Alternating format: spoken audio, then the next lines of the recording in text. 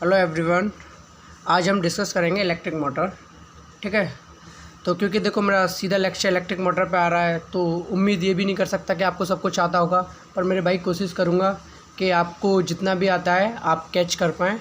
तो electric motor start करने से पहले मैं चाहूँगा कि आपको थोड़ा सा कंसेप्ट बताऊँ कुछ, ठीक है, ताकि अगर आपने पहले कुछ नहीं भी पढ़ रखा है तो आप मैनेज कर सकें।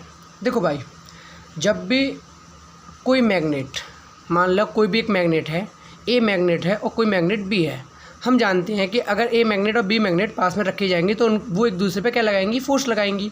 अब मे बी वो फोर्स क्या हो सकती है, अट्रैक्टिव, और मे बी वो फोर्स क्या हो सकती है, repulsive.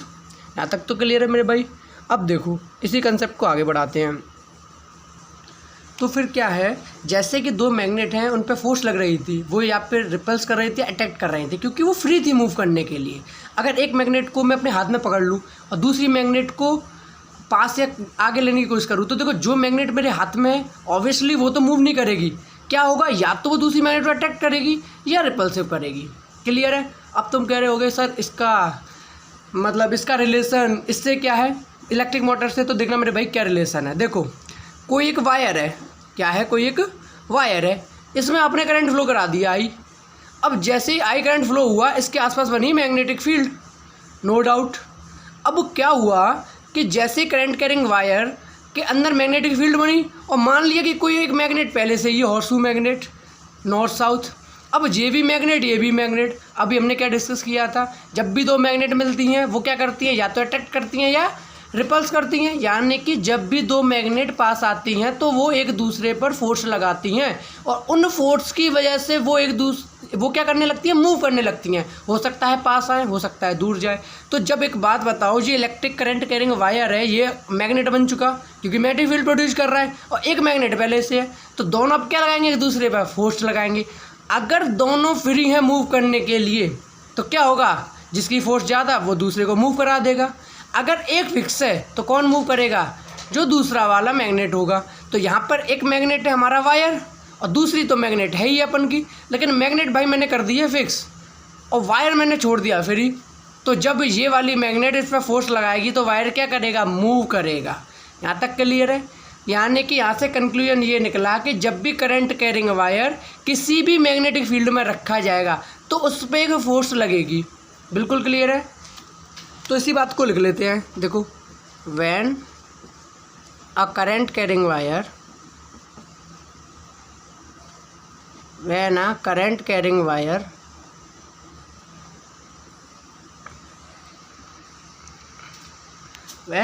carrying wire is placed in a magnetic field, is placed in a magnetic field, when a current carrying wire is placed in a magnetic field, a mechanical force is exerted on the conductor. A mechanical force is exerted on the conductor, या कह लो wire, conductor और wire. Clear है मेरे भाई। which can make the wire move, which can make the wire move. यानी कि जो मैंने समझाया, देखो वही मैंने लिखा। मैंने क्या लिखा, when a current carrying wire is placed in magnetic field, जब भी कोई current carrying wire magnetic field में रखा जाएगा तो उस पर एक मैकेनिकल फोर्स लगेगी जो कि इसको क्या करेगी, वायर को मूव कराएगी। वो मैं कंसेप्ट पहले समझा चुका, क्योंकि करंट कैरिंग वायर क्या बन गया, एक मैग्नेट बन गया, और मैग्नेटिक फील्ड जो प्रोड्यूस कर रही है मैग्नेट, वो तो ऑलरेडी एक मैग्नेट है। तो जब दो मैग्नेट मिलेंगी तो क्या करेंगी, दोनों एक दूसरे पर फोर्स लगाएंगी, क्योंकि यहाँ पर वायर फ्री था मूव करने, तो वायर क्या हुआ, मूव हो गया। तो यहाँ से कंक्लूजन ये निकला कि अगर आपने करंट कैरिंग वायर को, जो कि फ्री हो मूव करने के लिए, जब भी आप मैग्नेटिक फील्ड में रखोगे तो क्या होगा, वो उस पर फोर्स लगेगी और मूव करेगा। क्लियर है। अब बात आती है कि सर मूव करेगा तो कहाँ करेगा। मूव करने को कहीं इधर भी जा सकता है, इधर भी जा सकता है, उधर भी जा सकता है, इधर भी जा सकता है, नॉर्थ साउथ ईस्ट वेस्ट कहीं भी जा सकता है। तो बड़ा अच्छा सवाल है कि भाई मूव करेगा तो कहाँ करेगा। तो इसी चीज़ को जानने के लिए कि मूव कहाँ करेगा, एक साइंटिस्ट है फ्लेमिंग, उन्होंने दिया फ्लेमिंग लेफ्ट हैंड रूल। जो कि हमें हेल्प करेगा कि अगर current carrying wire magnetic field में रखा गया है तो उस पर जो फोर्स लग रही है उस फोर्स की डायरेक्शन क्या है। तो आपकी ये प्रॉब्लम भी सॉल्व हो गई कि ये तो सर पता चल गया कि फोर्स लगेगी, पर क्वेश्चन ये है कि फोर्स लगेगी किधर साइड, किस डायरेक्शन में।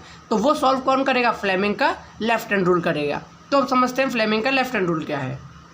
देखो भाई, फ्लेमिंग का ना लेफ्ट हैंड रूल कहता है कि आप ना अपने लेफ्ट हैंड को लो, अपने लेफ्ट हैंड को अरेंज करो इस तरीके से कि आपकी जो फोर फिंगर होती है ये वाली फोर फिंगर, और आपकी मिडिल फिंगर और थंब तीनों एक दूसरे के परपेंडिकुलर हों, यानी इस तरीके से हों। फोर फिंगर और आपकी सेंटर फिंगर और आपका थंब तीनों एक दूसरे के परपेंडिकुलर हों। अपने लेफ्ट हैंड को इस तरीके से अरेंज करना है। तो आपको ये दिखाई दे रहा है, नहीं तो आप इस तरीके से देख सकते हो कि देखो ये आपकी जैसे कि एक मान लो फोर फिंगर है इस तरफ, और ये आप मान लिया कि आपकी सेंटर फिंगर है और नीचे आपका क्या है, थंब है। तो तीनों के एक दूसरे के परपेंडिकुलर, देखो ये इसके परपेंडिकुलर है और इस दोनों के परपेंडिकुलर नीचे वाला है, यानी कि इस तरीके से अरेंज करना है। क्लियर हो गया होगा, ठीक है। तो यानी कि एक नीचे की तरफ और एक ये, तो एक फोर फिंगर हो गई, एक आपका मिडिल फिंगर हो गई, एक आपका थंब हो गया, इस तरीके से।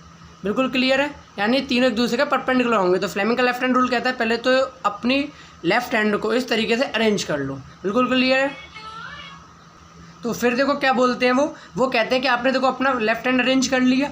अब आपकी जो ये फोर फिंगर है ये बताएगी मैग्नेटिक फील्ड का डायरेक्शन, और जो आपकी सेंट्रल फिंगर है या सेंटर फिंगर है ये होगा करंट का डायरेक्शन, और थंब होगा फोर्स का डायरेक्शन।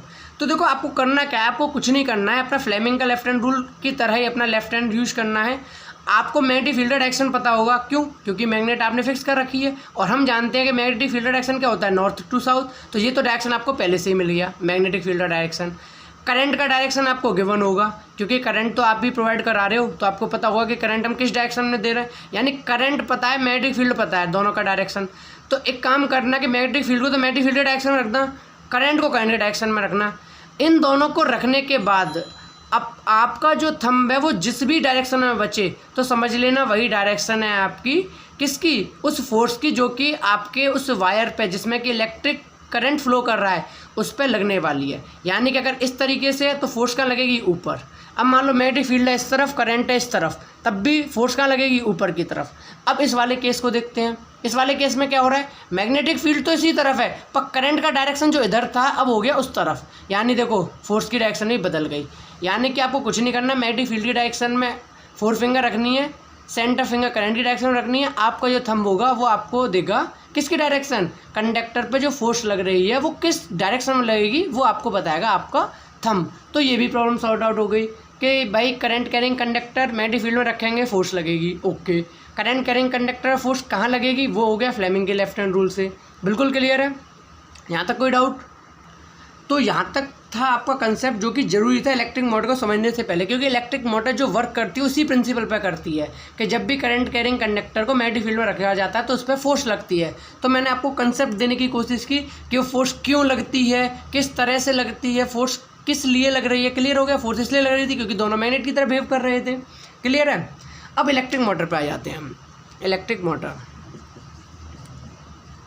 तो पहले तो बात करते हैं व्हाट इज इलेक्ट्रिक मोटर।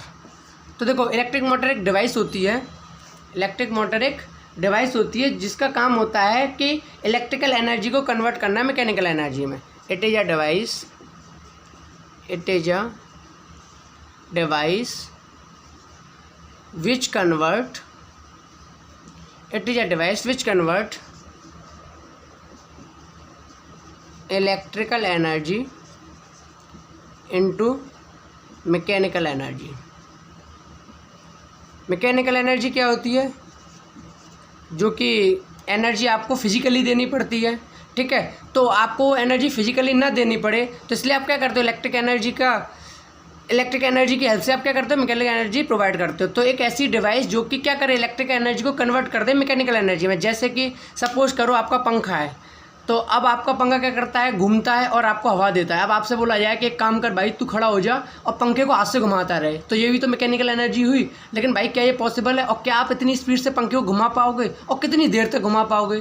तो क्या करना पड़ेगा कि भाई इससे तो काम नहीं चलने वाला कि खुद जाके खड़े होकर पंखे को घुमाते रहो। आपको कुछ ऐसी डिवाइस चाहिए होगी जो कि ऑटोमेटिक ये वर्क करे, जो कि आप कर रहे हो पंखे को घुमाने वाला वो कोई और करे। तो आपने क्या किया, आपने एक डिवाइस यूज़ कर ली इलेक्ट्रिक मोटर।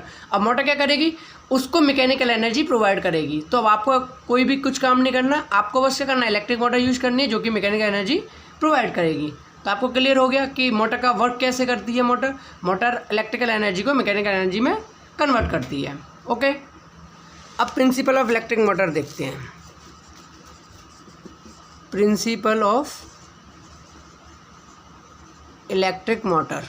अब देखो, पहले आप अच्छे से समझ लो प्रिंसिपल इलेक्ट्रिक मोटर क्या है। देखो, इलेक्ट्रिक मोटर का प्रिंसिपल वही है जो कि मैंने भी आपको बताया कि जब भी करंट कैरिंग कंडक्टर या current carrying wire magnetic field में रखा जाता है तो उस पर एक फोर्स लगती है।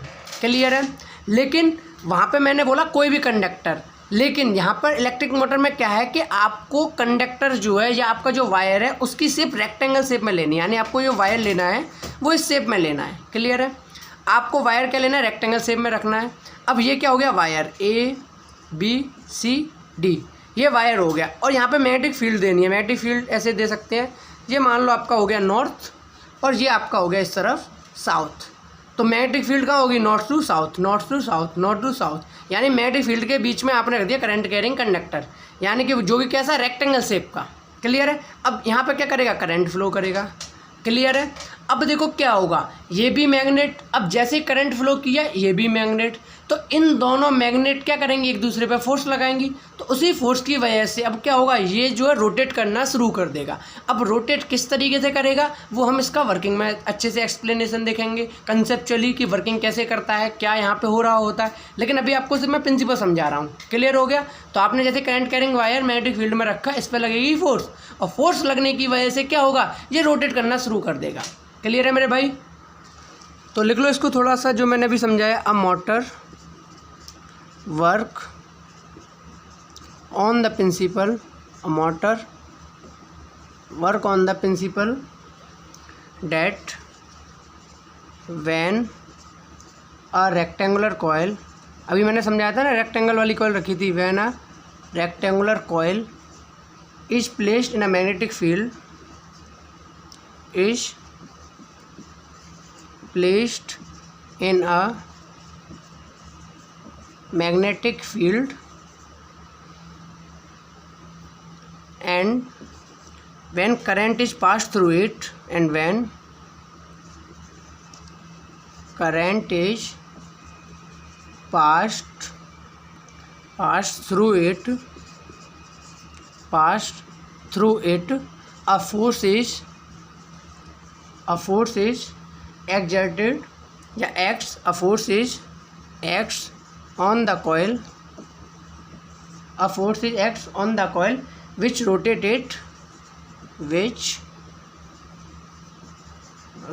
it continuously। क्लियर है मेरे भाई।